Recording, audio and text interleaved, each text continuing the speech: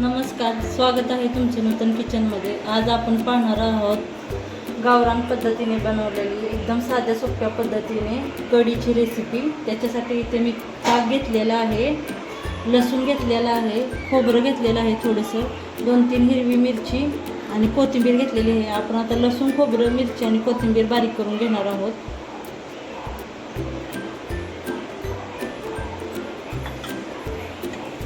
मिरची कमी जास्त तुमच्या आवडीनुसार करू शकता, तिखट तुम्हाला कितपत लागतं।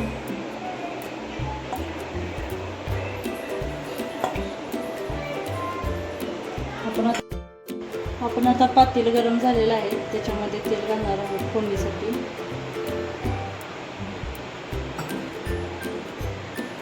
दोन 3 चमचे तेल घातलेलं आहे। आपलं तेल गरम झालेलं आहे। अर्धा चमचा मोहरी टाकणार आहोत। मोहरी चांगली तडतडली की जिरे घालून घेऊया। अर्धा चमचे जिरे, बारीक चिरलेला लसूण आणि कढीपत्ता आहे तो पण फोडणीला घालणार आहोत।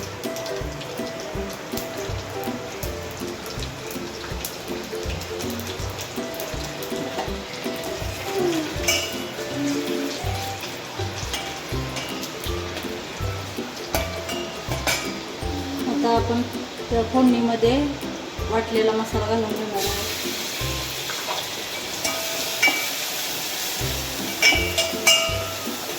मसाला जरा भाजून घेऊया।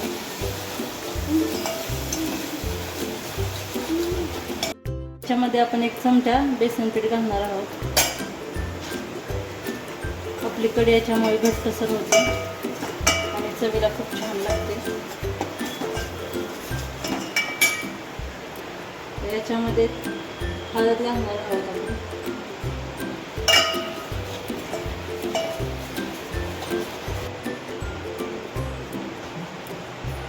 चवीनुसार मीठ घालणार आहोत।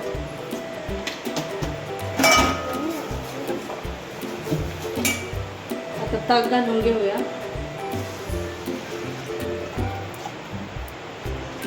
आपली कढी तयार झालेली आहे। ह्याला आपण थोडाच वेळ उकळी यायला लागली की गॅस बंद करणार आहोत। पूर्ण उकळी येऊन द्यायची नाही, नाहीतर कढी फुटते आणि कढीची टेस्ट बिघडते। त्याच्यामुळे फक्त कढीने मोहर आला की आपण गॅस बंद करणार आहोत।